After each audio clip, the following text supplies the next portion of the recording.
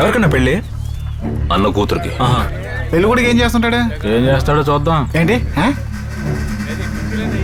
పెద్ద భూస్వామి.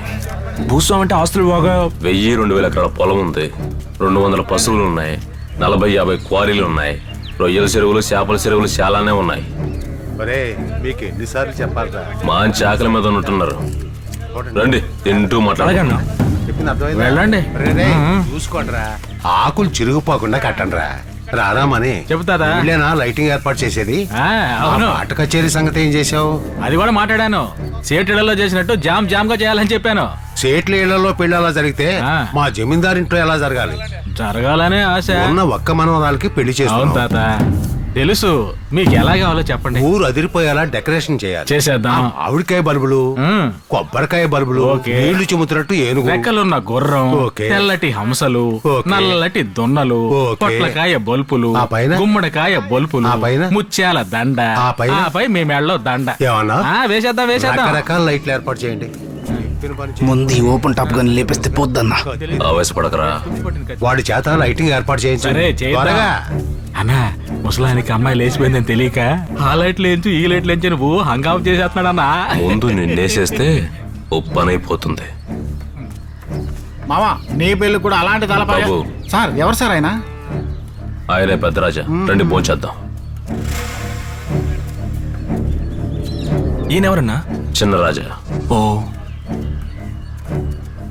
ఆ పులి పైన కూర్చున్న పాప? ఆవిడ మా పెద్దమ్మ. వేటకెళ్ళినప్పుడు తీసింది. మరి ఇక్కడ పులి పెద్దమ్మ లేదు? ఆగలు దంచేస్తాను, పదరా. రండమ్మ భోంచేద్దాం.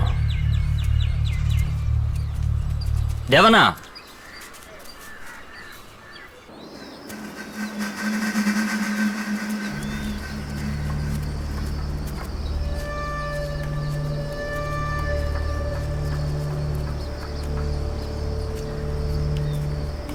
నా పరువు తీసేసిందిరా.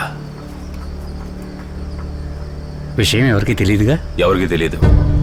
దేవనా, బండిని వెతుకుతూ మన వాళ్ళు వెళ్ళారుగా? సంపత్ వెళ్ళాడు. అన్నా, బట్టలు కొనడానికి ఇల్లోళ్ళు ఇంకా రాలేదుగా? ఇంకా రాలేదురా, కానీ వస్తారు కదా. రిషిత్ ఎక్కడైనా అడిగితే ఏం చెప్పను. 2 రోజుల్లో పెళ్లి కూతుర్ని చేయాలి. ఇప్పుడు ఏం చేద్దాం? వెళ్ళి టిఫిన్ చేద్దామన్నా. ఏమైంది? లేట్ ఏంటి? అమ్మాయిని ఎక్కడ పంపించారా? ఏ అమ్మాయి సార్? ఏ అమ్మాయ్యా? ఒక్కగానొక్క కూతుర్రా. మా వంశంలో 3 తరాలుగా ఆడపిల్ల పుట్టలేదు. రిషిత ఒక్కతేరా. దాన్ని కట్టుకోబోతున్న వాడికి 10 కోట్లు 20 కోట్లు ఇస్తామంటూ సంబంధాలు వచ్చారా. మా వంశం గురించి తెలుసుకుని వెతుకుంటూ వచ్చారా. చూడు బాబు, ఈ పెళ్లి జరగాలి. జరగలేదనుకో మేమంతా ఆత్మహత్య చేసుకోవాల్సి ఉంటుంది. ఏమన్నారు? నా కూతుర్ని ఎక్కడ దాచారు చెప్పు బాబు. నా కారులోకి వెళ్ళిన అమ్మాయి మీ అమ్మాయా సార్? బాబు, నీ ఫ్రెండ్ని కాపాడాలనుకోవడంలో తప్పలేదు. అతనికి ఏం కాకుండా నేను చూసుకుంటాను. మా అమ్మాయి ఎక్కడ? నాకున్న ఒకే ఒక ఫ్రెండ్ వీడే సార్.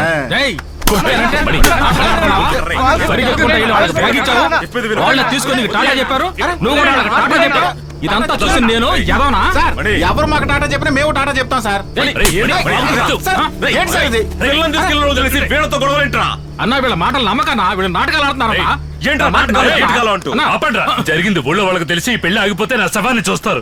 గొడవ పడకుండా అమ్మాయిని తీసుకొచ్చే మార్గం చూడండి. ఏంట్రా చేయాల్సింది చేసి ఉరిమి చూస్తున్నావు? ఏంటన్నా పరిస్థితి తెలుసుకోకుండా గొడవ పడుతున్నావు? ఇటు రా అన్న.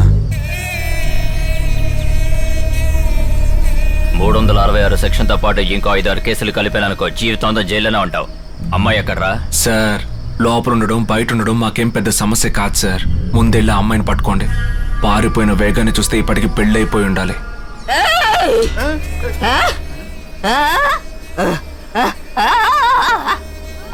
బామ్మ, వాళ్ళకి మాకు ఎలాంటి సంబంధం లేదు. సార్, ఏంటి సార్ ఇది? మాట్లాడుతుంటే ఎగిరి తంతున్నారు. ఏంటి సార్ చెప్పేది? మాకేం తెలియదని చెప్పారు కదా, ఇంకెందుకు సార్ తంతున్నారు?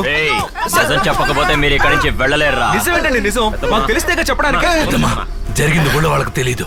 నువ్వు గొడవ చేస్తే అందరికీ తెలుస్తుంది. ఇంటికి బంధువులంతా వస్తున్నారు. ఎవరికి తెలియకూడదు. జాగ్రత్త. తీసుకెళ్ళరా. పెద్దమ్మా రా, అక్కడ కూర్చుందిరా. అన్నా, చెప్పేది వినండి అన్నా.